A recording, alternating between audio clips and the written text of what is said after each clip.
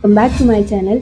जैसा कि थंबनेल से आपको पता चल ही गया होगा कि आज की हमारी वीडियो कम्प्लीटली डेडिकेटेड है यूनिफॉर्म सिविल कोड पर कि यूनिफॉर्म सिविल कोड है क्या, क्या सारे इसके पॉजिटिव्स हैं, क्या सारे इसके नेगेटिव्स हैं, कौन से ऐसे जजमेंट हैं जो कि इसके सपोर्ट में हैं और कौन से ऐसे जजमेंट्स हैं जो कि इसको अपोज कर रहे हैं, क्या इंडिया में इसको आना चाहिए या नहीं। तो ये सब कुछ हम जानेंगे हमारी वीडियो में। अगर आपको ये वीडियो अच्छी लगती है तो प्लीज़ लाइक करिएगा। अगर कोई भी आपको इम्प्रूवमेंट लगता है कि ये इम्प्रूवमेंट आना चाहिए तो कॉमेंट सेक्शन में मुझे ज़रूर बताइएगा। ठीक है, तो आगे बढ़ते हैं। सबसे पहला क्वेश्चन ये है कि व्हाट इज़ यूसीसी। यूसीसी से हम समझते क्या है।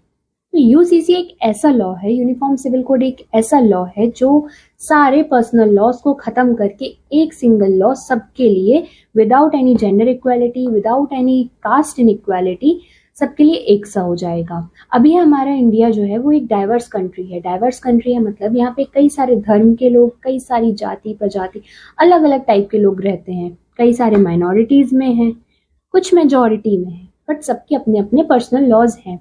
अब जो ये पर्सनल लॉज होते हैं इसका मतलब ये होता है कि मैरिज के लिए, डिवोर्स के लिए, इनहेरिटेंस के लिए, प्रॉपर्टी सक्सेशन या अडॉप्शन के लिए सब रिलीजन के अपने अपने अलग सिद्धांत हैं। उनके जो ग्रंथ हैं उसमें अपने अपने अलग लॉज बनाए हुए हैं। जो यूनिफॉर्म सिविल कोड है इसका मेन प्रायोरिटी है इक्वालिटी। तो सबसे पहले ये जानना जरूरी है, क्या यूनिफॉर्म सिविल कोड का कहीं पर भी हमारे कॉन्स्टिट्यूशन में जिक्र पहले से है? तो हाँ, आर्टिकल 44 है जो हमारे इंडियन कॉन्स्टिट्यूशन का, उसमें बताया गया है कि हमारे इंडिया में एक टाइम के बाद यूनिफॉर्म सिविल कोड को इम्प्लीमेंट करना जरूरी है और करना चाहिए। जब कॉन्स्टिट्यूशन लिखा जा रहा था उस टाइम पर हमारे इंडिया की सिचुएशन ऐसी नहीं थी कि हम कोई भी ऐसा लॉ इम्प्लीमेंट कर सकते हैं, तो इसको बाद के लिए छोड़ दिया गया और इसलिए डीपीएसपी में डाल दिया गया। अब अगर यूनिफॉर्म सिविल कोड आ जाता है तो क्या इसके बेनिफिट्स रहेंगे, सबसे पहले हम ये जानेंगे। तो 5 इसके जो मेजर बेनिफिट्स हैं वो रहेगा इक्वालिटी।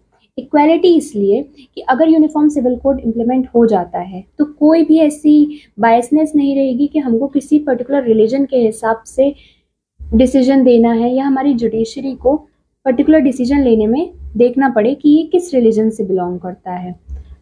काफ़ी सारे ऐसा रिलीजन है हमारे इंडिया में जो कि विमेंस को कहीं ना कहीं दबाता है। फॉर एग्जाम्पल, अगर डाइवोर्स से रिलेटेड बात होती है तो डाइवोर्स के बाद मेंटेनेंस देना वाइफ को ज़रूरी होता है according to Hindu law, but Muslim law में ऐसा कोई प्रावधान नहीं है। तो कहीं ना कहीं ये विमेंस के साथ अत्याचार होता है कि अगर तलाक ले लिया उसके बाद उनका फ्यूचर क्या। अगर फीमेल कोई पढ़ी लिखी है तो ठीक है, चल जाएगा, बट अगर नहीं है तो आप उसकी जवाबदारी से बिल्कुल मुकर जाते हैं। यूनिफॉर्म सिविल कोड का जो सेकंड बेनिफिट है वो है simplified legal system. Simplified legal system से मतलब ये है कि आज के टाइम पर हमारे पास कई सारे पर्सनल लॉज हैं। For example, Hindu marriage act है 1935 का, पारसी हिंदू मैरिज एक्ट है जो कि 1936 का है, इंडियन क्रिश्चियन मैरिज एक्ट है 1972 का। तो ऐसे कई सारे मैरिजेस एक्ट हैं। अब ये सिर्फ मैरिज की बात हो गई और इसमें जितने मैंने बताया इसके अलावा भी काफ़ी सारे हैं। तो अगर हमको जुडिशरी को डिसीजन देना है, जुडिशरी को किसी केस को सॉल्व करना है तो उसको काफ़ी सारी मशक्कत करनी पड़ती है। बट अगर यूनिफॉर्म सिविल कोड आ जाता है तो जुडिशरी इन सब चीज़ों से बच पाएगी और सबको एक सा ट्रीटमेंट दे पाएगी। अब जिसका थर्ड बेनिफिट है वो है सेक्युलरिज्म। सेक्युलरिज्म का मतलब होता है धर्मनिरपेक्षता। किसी भी चीज़ का डिसीजन देना है, अगर हमको शादी से रिलेटेड कोई डिसीजन सुनाना है, डाइवोर्स से रिलेटेड सुनाना है, या जो भी यूसीसी के अंडर में टॉपिक्स हैं, तो उसमें सेक्युलरिज्म होना चाहिए। तो यूनिफॉर्म सिविल कोड बढ़ावा देता है सेक्युलरिज्म को। फिर आता है फोर्थ हो जाएगा सोशल जस्टिस। सोशल जस्टिस से ये है कि सामाजिक तौर पर हम अच्छे से इंसाफ दे सकते हैं। हमारी जो सुप्रीम कोर्ट है, हमारे हाई कोर्ट्स हैं या जो भी कोर्ट्स हैं, वो सोशल जस्टिस दे पाएंगे विदाउट एनी बैरियर। तो ये थे हमारे कुछ अब हमने देखे काफ़ी सारे पॉजिटिव्स थे यूनिफॉर्म सिविल कोड के, बट हर चीज़ ऐसी नहीं होती जो सिर्फ पॉजिटिव्स के साथ आए। सबके कुछ ना कुछ नेगेटिव पॉइंट्स होते हैं।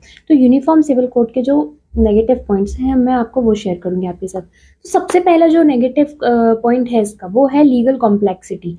अभी हमने बात करी थी पॉजिटिव्स में कि simplified legal system. Simplified legal system कब पॉसिबल है? जब यूसीसी इम्प्लीमेंट हो जाएगा और इसकी जो भी प्रोसेस होगी वो इम्प्लीमेंट हो जाएगी। बट यूसीसी को इम्प्लीमेंट करना क्या इतना इजी है? हमको पूरे पर्सनल लॉज को हटाना, सब पर्सनल लॉज से अच्छी अच्छी चीज़ों को अडॉप्ट करना, फिर इसको यूनिफॉर्म सिविल कोड में मेंशन करना, ये एक बहुत ही ज़्यादा कॉम्प्लेक्स टास्क है और इसको पूरा सॉल्व करने के लिए काफ़ी ज़्यादा मशक्कत करनी पड़ेगी, काफ़ी ज़्यादा टाइम लगेगा। इसके बाद आता है सोशल रेजिस्टेंस।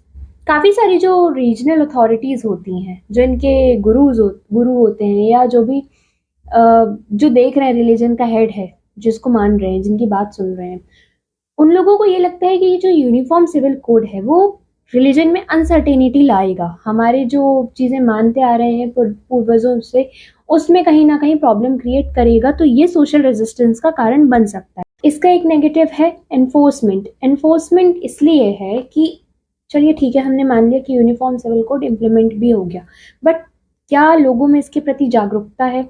वो तो एक मिथ पाल के बैठे हैं कि अगर यूसीसी आ जाता है तो हमारे जो रिलीजन लॉज हैं, पर्सनल लॉज हैं, उनसे छेड़छाड़ करी गई है और ये हमारे धर्म से रिलेटेड, हमारी फीलिंग्स के साथ खिलवाड़ है।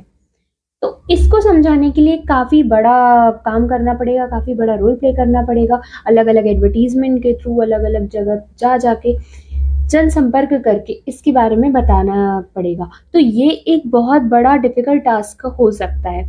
फिर फोर्थ आता है rights of minorities. Rights of minorities इसलिए हो सकता है क्योंकि जो ट्राइब्स होती हैं वो अपनी चीज़ों से छेड़छाड़ बिल्कुल भी पसंद नहीं करती। उनको ये लगता है कि जो हमारे लॉज हैं, जहाँ जो चले आ रहे हैं पूर्वजों के टाइम से, वही आगे कंटिन्यू करें। आज भी अगर ट्राइबल जो एरियाज़ हैं वहाँ पे आप ज़मीन देखेंगे या वहाँ पे आप लैंड प्रॉपर्टी लेने जाएंगे तो उनको वो चीज़ पसंद नहीं आएगी। हमारे कॉन्स्टिट्यूशन में भी अलग से इनके लिए लॉ मेंशन है कि इनकी ज़मीन से, इनके एरिया से आप छेड़छाड़ नहीं कर सकते, बट यूनिफॉर्म सिविल कोड आने के बाद इनके लॉज में भी छेड़छाड़ होगी। तो ये जो भी मैंने अभी आपको पॉजिटिव नेगेटिव शेयर करे, ये थे अकॉर्डिंग टू मी, जो मैं सोच रही हूँ या जो भी मैंने पढ़ा है। अब आपके जो ओपिनियंस हैं, आपके जो व्यूज़ हैं, क्या यूनिफॉर्म सिविल कोड आना चाहिए, नहीं आना चाहिए, क्या सारी प्रॉब्लम्स आपको लगता है कि यूनिफॉर्म सिविल कोड से हो सकती हैं, या क्या ऐसे सोल्यूशन है जो कि अभी तक हमको नहीं मिले हैं बट वो इसके आने के बाद पॉसिबल हैं, वो प्लीज़ मुझे कमेंट सेक्शन में ज़रूर बताइएगा। मैं आपसे जल्दी शेयर करूँगी cases related with uniform civil code. Thank you. Please like, share and subscribe to my YouTube channel.